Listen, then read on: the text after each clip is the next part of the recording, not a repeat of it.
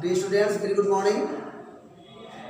तो आज के इस वीडियो में आपका interchange of simple compound and complex sentence को पढ़ेंगे। इसके पहले वाले वीडियो में हमने क्या पढ़ा था? Interchange of one parts of speech to another. ठीक है, एक पार्ट्स ऑफ स्पीच से दूसरे पार्ट्स ऑफ स्पीच में परिवर्तन। ठीक है, और ट्रांसफॉर्मेशन के इस टॉपिक में हमें पढ़ना क्या है कि interchange of simple compound and complex sentences, मतलब सिंपल कंपाउंड और कॉम्प्लेक्स सेंटेंसेस का आपस में इंटरचेंज मतलब अंतः परिवर्तन हमें सीखना है। ठीक है, तो ये हमारा टॉपिक है। और हमारा आज का जो पहले सबसे पहले क्या सीखेंगे हम, क्योंकि हमें बताया ना कि सिंपल कंपाउंड और कॉम्प्लेक्स इन तीनों का हमें पढ़ना है क्या है? इंटरचेंज, मतलब आपस में एक दूसरे से परिवर्तन। मतलब सिंपल से कंपाउंड बनाना, सिंपल से कॉम्प्लेक्स बनाना, कंपाउंड से सिंपल बनाना, कंपाउंड से कॉम्प्लेक्स बनाना, और कॉम्प्लेक्स से सिंपल बनाना, और कॉम्प्लेक्स से कंपाउंड बनाना। ठीक है स्टूडेंट्स, चलिए आइए देखते हैं। सबसे पहले देखना है क्या, ये आपके हैं यूनिट 1। क्या है?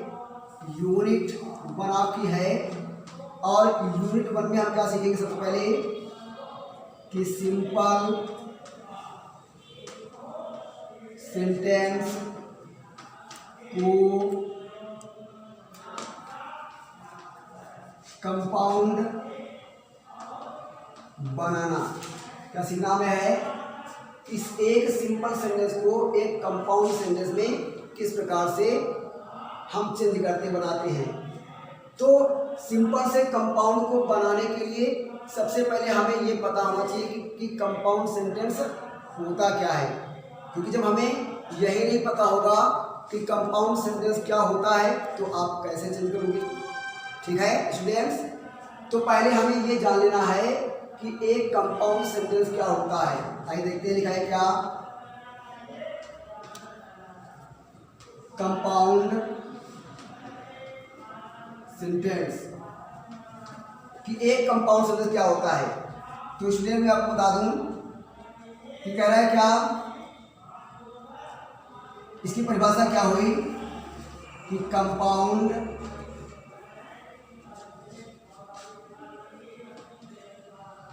Sentence has a principal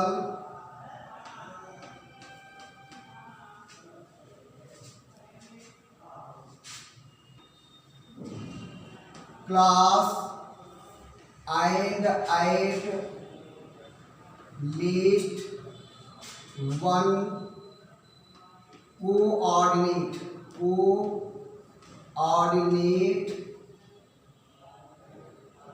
class। ठीक है स्टूडेंट्स, लिखा है क्या कि कंपाउंड सेंटेंस क्या होता है कि compound sentence has a principal class, मतलब कंपाउंड सेंटेंस में एक प्रिंसिपल क्लास होता है, मतलब प्रधान उपवाक्य होता है। ठीक है, और उपवाक्य क्या होता है बताया था आपको? एक ऐसा हिस्सा सेंटेंस का, एक ऐसा हिस्सा जिसका अपना सब्जेक्ट हो और अपना प्रेडिकेट हो। ठीक है, तो कह रहा है क्या कंपाउंड सेंटेंस क्या होता है? Compound sentence has a principal class and at least one coordinate class. एक ऐसा सेंटेंस जिसमें एक प्रिंसिपल क्लास हो और कम से कम एक कोऑर्डिनेट क्लास हो, तो वो सेंटेंस हमारा कहलाता है क्या है? Compound sentence. ठीक है, जैसा कि मैं बताया कि प्रिंसिपल क्लास का मतलब होता है प्रधान उपवाक्य, मुख्य उपवाक्य, और कोऑर्डिनेट क्लास का मतलब होता है समान पदीय उपवाक्य। ठीक है, कोऑर्डिनेट क्लास का मतलब क्या होता है? समान पदी उपवाक्य। समान पदी मतलब क्या? समान पद रखने वाला, मतलब समान महत्व रखने वाला। तो इसका मतलब क्या हुआ कि कंपाउंड सेंटेंस वो होता है जिसमें प्रिंसिपल क्लास का जितना महत्व हो उतना ही महत्व कोऑर्डिनेट क्लास का हो, मतलब समान पदी हो। ठीक है, समान पद रखने वाला, समान महत्व रखने वाला हो। ठीक है, जैसे दिया है क्या, एग्जाम्पल दिया है क्या कि सुरेश बाट, एक सिंपल सा वाक्य देते हैं एग्जाम्पल के तौर पर, Suresh bought some banana but Rakesh bought some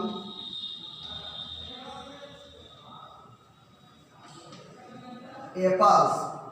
क्या Suresh bought some bananas, Suresh ने कुछ केले खरीदे, but Rakesh bought some apples, लेकिन राकेश ने कुछ सेब खरीदे। तो आप देख लीजिए इसमें दो क्लासेस हैं, दो क्लास में दो वाक्य हैं।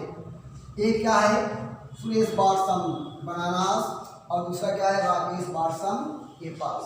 तो दो क्लासेस में हैं और एक कंजक्शन से जुड़े हुए हैं, ठीक है। तो ये तो आपका हो गया क्या, प्रिंसिपल क्लास। क्या हो गया आपका, प्रिंसिपल क्लास। और जो दूसरा सेंटेंस दिया हुआ है, राकेश bought some apples, ये आपका हो गया क्या, कोऑर्डिनेट क्लास। Coordinate class. तो स्टूडेंट्स, कोऑर्डिनेट का मतलब हमने क्या बताया कि समान पदीय, समान पद रखने वाला, समान महत्व रखने वाला, ठीक है। आप देख रहे हैं ये हमारा प्रिंसिपल क्लास है, ये हमारा कोऑर्डिनेट क्लास है। प्रिंसिपल क्लास में कह रहा है क्या कि सुरेश bought some बनाना, सुरेश ने कुछ केले खरीदे। इस वाले में कह रहा है Rakesh bought some apples, Rakesh ने कुछ सेब खरीदे। लेकिन दोनों ही समान पदी हैं, जितना महत्व प्रिंसिपल क्लास का है उतना ही महत्व कोऑर्डिनेट क्लास का भी है, क्योंकि दोनों के वाक्य हमारे कॉम्प्लेक्स के समान, दोनों वाक्य जो है वो एक दूसरे पर निर्भर नहीं है। भाई सुरेश ने कुछ केले खरीदे, राकेश को कोई लेना देना नहीं, ठीक है। राकेश ने कुछ सेब खरीदे, सुरेश को कोई लेना देना नहीं, दोनों ही पद समान हैं। तो जब एक सेंटेंस के दोनों ही क्लासेस समान महत्व रखते हों तो ऐसी अवस्था में वो सेंटेंस बन जाता है आपका कंपाउंड सेंटेंस, ठीक है। क्योंकि जब समान महत्व रखेंगे तो वो कोऑर्डिनेट क्लास होगा, और कोऑर्डिनेट क्लास क्या बनाता है, एक कंपाउंड सेंटेंस बनाता है, ठीक है स्टूडेंट्स। तो आइए देखते हैं कह रहा है क्या कि शायद आपने अच्छी तरीके से समझ लिया होगा कि कंपाउंड सेंटेंस क्या होता है। जैसे समझ लीजिए हमें करना क्या है, टॉपिक क्या हमारा है, interchange of simple compound and complex sentences. सबसे पहले हम सीखना है क्या, सिंपल सेंटेंस को एक कंपाउंड सेंटेंस बनाना, सिंपल सेंटेंस से एक कंपाउंड सेंटेंस बनाना। तो कंपाउंड सेंटेंस होता क्या है स्टूडेंट्स, कि कंपाउंड सेंटेंस एक ऐसा सेंटेंस होता है जिसमें कम से कम एक प्रिंसिपल क्लास हो और कम से कम एक कोऑर्डिनेट क्लास हो, ठीक है। एग्जांपल के तौर पर दिया है क्या कि Suresh bought some bananas but Rakesh bought some apples। तो स्टूडेंट्स मैं आपको बता दूं ये दो वाक्य नहीं है, ये मत समझना ये दो वाक्य हैं, वाक्य एक ही है। क्या वाक्य है कि Suresh bought some bananas but Rakesh bought some apples, एक ही वाक्य है। बस अंतर केवल ये है कि ये दो क्लासेस, दो वाक्यों को जोड़ करके एक बनाया गया है, राकेश bought some apples, ठीक है। इसमें दो क्लासेस जुड़े हुए हैं, एक प्रिंसिपल क्लास, दूसरा हमारा कोऑर्डिनेट क्लास, ठीक है। और चूंकि सेंटेंस में दूसरा क्लास कोऑर्डिनेट है इसलिए वाक्य बनेगा कौन सा, कंपाउंड सेंटेंस, ठीक है। तो आइए एक और हम देख लेते हैं एग्जांपल, एक एग्जांपल और हम देख लेते हैं। कह रहा है क्या कि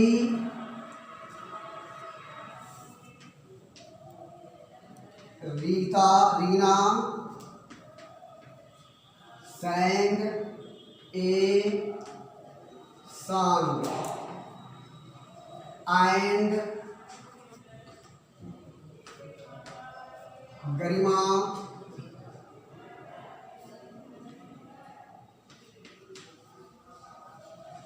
played विद ए बॉल। दिया है क्या? Kareena sang a song, Kareena ने एक गीत गाया। And Garima played with A ball, और गरिमा ने एक बॉल से खेला, गेंद से खेला। तो स्टूडेंट्स ये हमारा एग्जाम्पल नंबर 2 है। और जैसा मैंने बताया कि आप ये समझने की भूल मत करना कि ये सेंटेंस हमारा 2 है, 2 नहीं है, एक ही सेंटेंस है। जैसे मैंने इसके पहले बताया Kareena sang a song and Garima played with A ball, एक ही सेंटेंस है। बशर्ते अंतर का ये है कि वर्णन ये है कि इसमें 2 क्लासेस दिए हुए हैं। ठीक है कि एक क्या है? करीना sang a song, दूसरा क्या दिया हुआ है? गरिमा प्लेड विद ए बॉल। ठीक है, तो आप ये दोनों ही क्लास समान पदी हैं। आप देख लीजिए कि करीना sang a song ये आपका हुआ प्रिंसिपल क्लास, और गरिमा प्लेड विद ए बॉल ये इस पर निर्भर नहीं है। ये वाला सेंटेंस जो आपका है वो इस पर निर्भर नहीं है। ठीक है, तो क्या करना है आपको है, जब इस पर निर्भर नहीं है तो मतलब क्या है? समान पदी है, समान पद रखने वाला, समान महत्व रखने वाला है। जितना महत्व करीना sang a song का है उतना ही महत्व गरिमा प्लेड विद ए बॉल का है, दोनों का समान महत्व है। तो ऐसी अवस्था में ये सेंटेंस का हुआ कैसा? ये वाला क्लास आपका कैसा हुआ? समान पदी हुआ, मतलब कोऑर्डिनेट हुआ। और कोऑर्डिनेट क्लास हुआ तो मतलब ये पूरा वाक्य आपका क्या है? एक कंपाउंड सेंटेंस है। ऐसा वाक्य है, एक कंपाउंड सेंटेंस है। तो अब स्टूडेंट्स मैं आपको बताऊंगा कि किस प्रकार से आप एक सिंपल सेंटेंस को कंपाउंड सेंटेंस में चेंज कर सकते हो। ठीक है, आइए देखते हैं।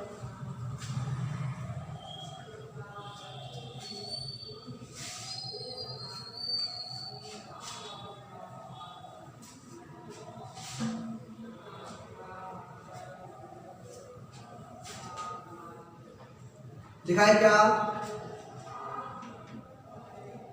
सिंपल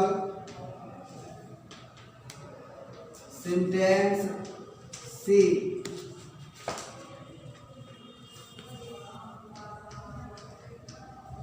कंपाउंड सेंटेंस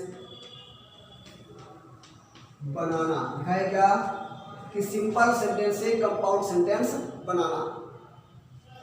तो स्टूडेंट्स बनाने के नियम क्या होगा? बनाने के नियम कैसे बनाओगे आप? पूरा आपको थ्योरी में बताते हैं, इसका कोई फार्मूला नहीं होगा। ठीक है, कोई भी फंडा नहीं होगा, केवल आपको करना क्या है, अगर आप अच्छे तरीके से समझ जाएंगे तो आप आसानी से बना लेंगे। ठीक है, बनाने के लिए क्या है कि सिंपल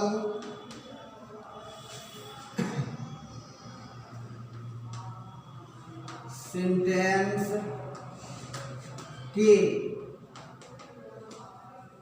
इन्फिनिटिव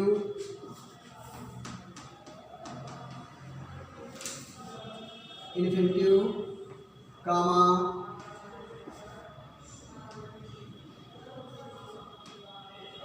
जीरंद कामा पार्टिसिपल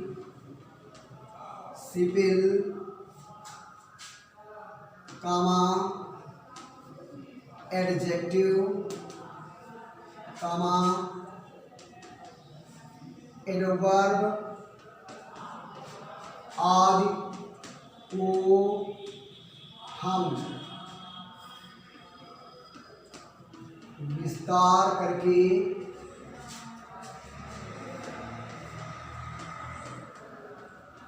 एक वाक्य मतलब उपवाक्य बना लेते हैं और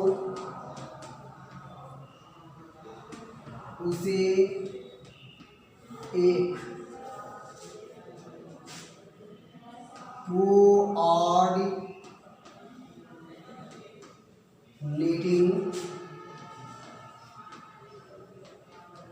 कंजक्शन से जोड़ देते हैं।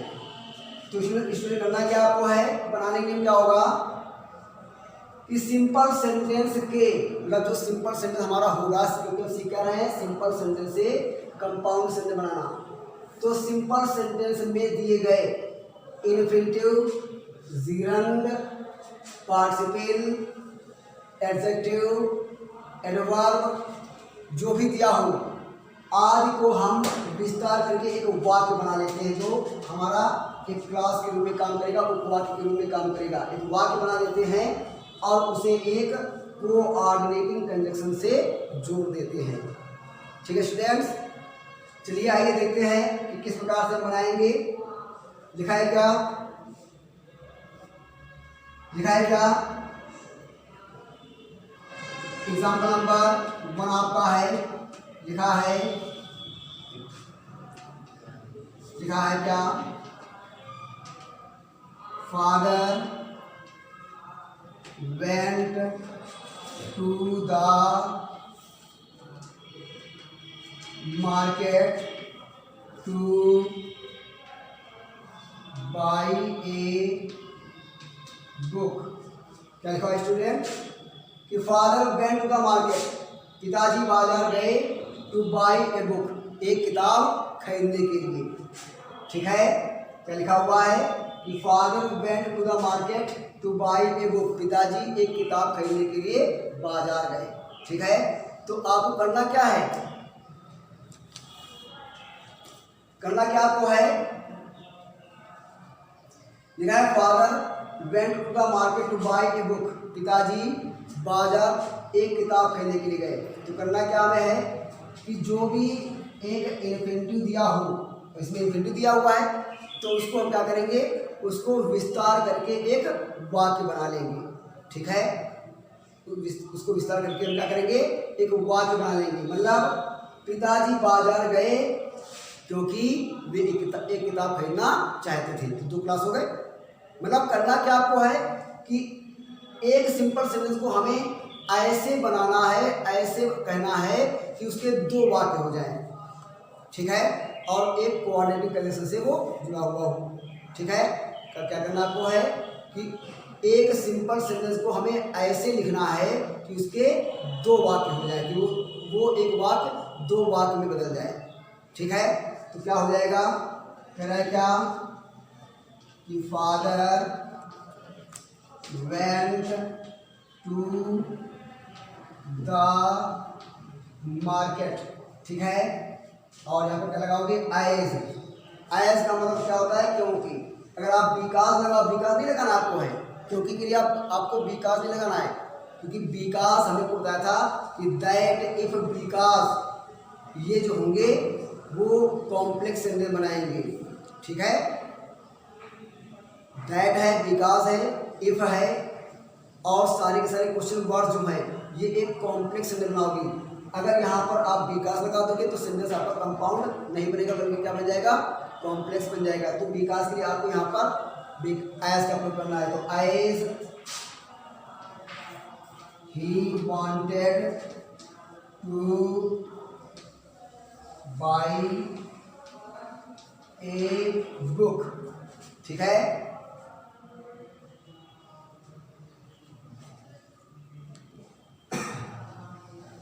तो इस प्रकार से आपका सेंटेंस बन गया। आप यहाँ पर एज के स्थान पर एंड का भी प्रयोग कर सकते हो। ठीक है, आप यहाँ पर एज के स्थान पर एंड का भी प्रयोग कर सकते हो। जैसे लिखा है क्या कि father went to the market and bought a book. ठीक है, तो इस प्रकार से भी आप कंपाउंड बना सकते हो। देखिए एक वाक्य था, एक वाक्य 2 वाक्य हो गए। ठीक है, कि father went to the market, पिताजी बाजार गए, एंड बॉट ए बुक, और किताब खरीदी। आपको दोबारा यहाँ पर ही चाहे लगाओ या चाहे ना लगाओ, क्योंकि दोनों वाक्यों का सब्जेक्ट एक ही तो रहेगा। भाई बाजार कौन गया, पिताजी गए, और किताब किसने खरीदी, पिताजी ने खरीदी। तो एक बार ही सब्जेक्ट लगाने से काम आपका चल जाएगा। अगर आप लगाते हो यहाँ पर कि and he bought a book तो भी गलत आपका नहीं है, बन गया। तो आप बनाना क्या आपको है, कंपाउंड सेंटेंस। ठीक है, आइए कुछ और एग्जांपल लेते हैं।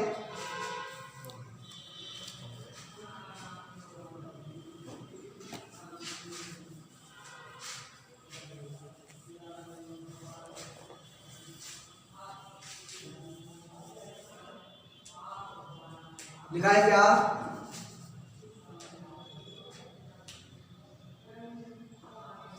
द एग्जाम्पल आपका है दूसरा, the manager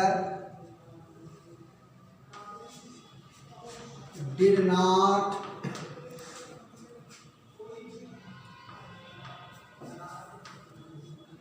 go to office due to illness. ठीक है, स्टूडेंट्स क्या दिया हुआ है कि the manager did not go to office, कि मैनेजर साहब कार्यालय नहीं गए ड्यू टू इलनेस, बीमारी के कारण। तो मतलब मैनेजर साहब बीमारी के कारण ऑफिस नहीं गए। अब जरा सोचिए कि इस वाक्य को हम कैसे बनाएं कि दो वाक्य हो जाएं।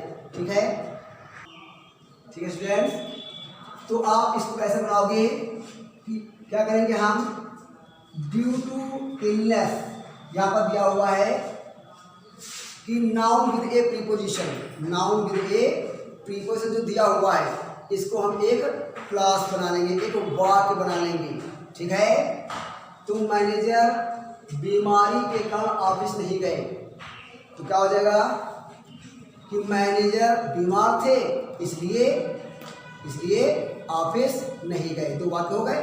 तो क्या करोगे आप, लिखा है क्या, द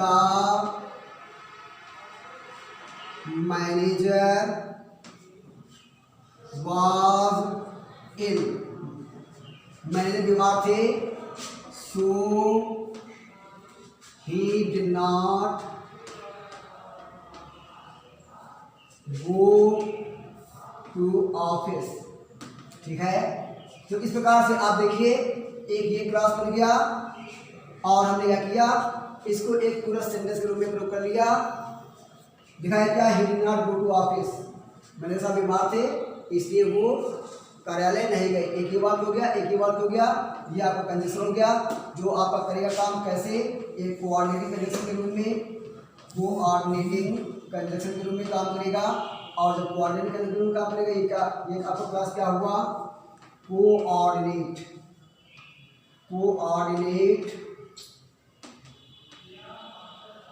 क्लास।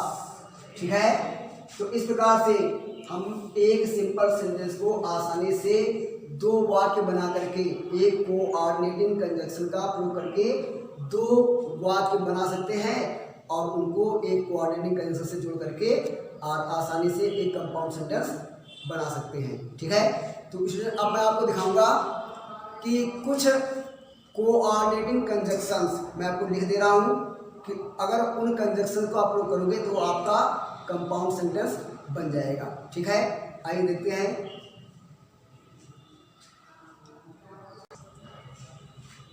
तो डियर स्टूडेंट्स, आप लिखा क्या है यहाँ पर नोट में हमने लिख दिया है कि सम कोऑर्डिनेटिंग कंजक्शंस, कुछ ये कोऑर्डिनेटिंग कंजक्शंस हैं to make compound sentence, compound sentence को बनाने के लिए। ठीक है, तो वाक्य के भाव के अनुसार आप इन कंजक्शंस का प्रयोग करोगे, इन कोऑर्डिनेटिंग कंजक्शंस का प्रयोग करोगे जो आपके कंपाउंड सेंटेंस बनाएंगे। ठीक है, ये मैंने कंजक्शन भी लिख दिए हैं कि इन कंजक्शन का अगर आप प्रयोग करोगे, इससे जैसे हमने आपको कॉम्प्लेक्स सेंटेंस में बताएंगे कि कौन से कंजक्शन प्रयोग करने हैं। तो इन कंजक्शंस का जब आप प्रयोग करोगे भाव के अनुसार तो आपका एक कंपाउंड सेंटेंस बनेगा। जैसे और फिर लिखा है क्या, सो एंड सो, चाहे एंड सो का प्रयोग कर लीजिए, चाहे सो के हमें एंड का प्रयोग कर लीजिए, दोनों का मतलब एक रहेगा, नॉट ओनली बट आल्सो। ठीक है, नॉट ओनली बट आल्सो, लिखा है and but yet still otherwise either or और नाइदर नॉट। ठीक है, ये कंजक्शन दिए हुए हैं, अगर आप इन कंजक्शन का उपयोग करोगे तो आपका एक कंपाउंड सेंटेंस बनेगा। इनके आप जान लीजिए, आर माने अथवा, सो माने इसलिए, एंड सो माने और इसलिए, नॉट ओनली बट आल्सो ना ही केवल बल्कि, और एंड का मतलब जानते हो, और बट का मतलब लेकिन, जिनका मतलब फिर भी, इसी का मतलब फिर भी, अदरवाइज का मतलब अन्यथा। लिखा है आइदर और या तो, वैसे ही नाइदर का मतलब ना और ना तो, ना ही ना तो। ठीक है, तो इन कंजक्शंस की सहायता से आप आसानी से एक कंपाउंड सेंटेंस बना सकते हो। ठीक है, चलिए एक दो एग्जांपल दे देते हैं। लिखा है क्या कि you should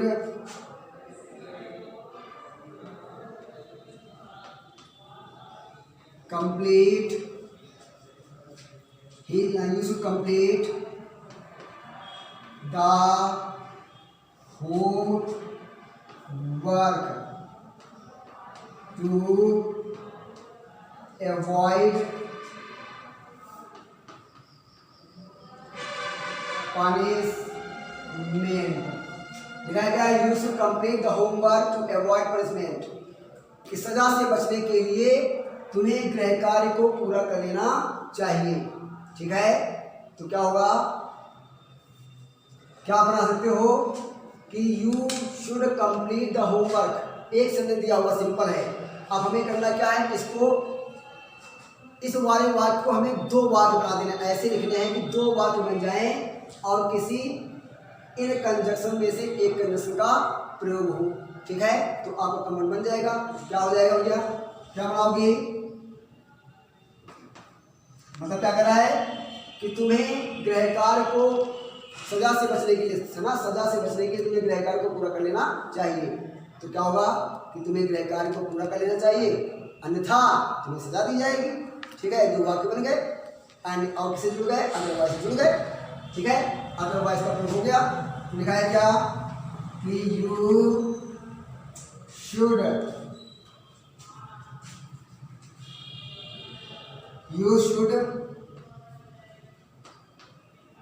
complete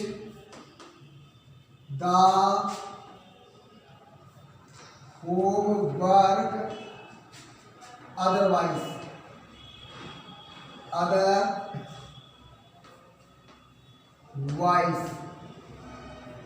you will be punished। इस प्रकार से दो सेंटेंस आपके हो जाते हैं, you should complete the homework, अन्यथा आपका अदरवाइज कोऑर्डिनेट क्लास हो गया, और यू विल बी पनिश्ड ये आपका कोऑर्डिनेट क्लास हो गया। तो एक क्या बन गया, कंपाउंड सेंटेंस बन गया। ठीक है, और उम्मीद करता हूँ कि आप आसानी से एक सिंपल सेंटेंस से कॉम्प्लेक्स सेंटेंस बनाना सीखे होंगे। ठीक है, और ये हमारे कंजक्शन आप हमने लिख दिए थे, ये भी आप नोट कर लेना कि इन्हीं कंजक्शन का प्रयोग करना है आपको है, और इससे संबंधित जो होमवर्क है वो आपको व्हाट्सएप के द्वारा भेज दिया जाएगा। ठीक है, चलिए बाय बाय।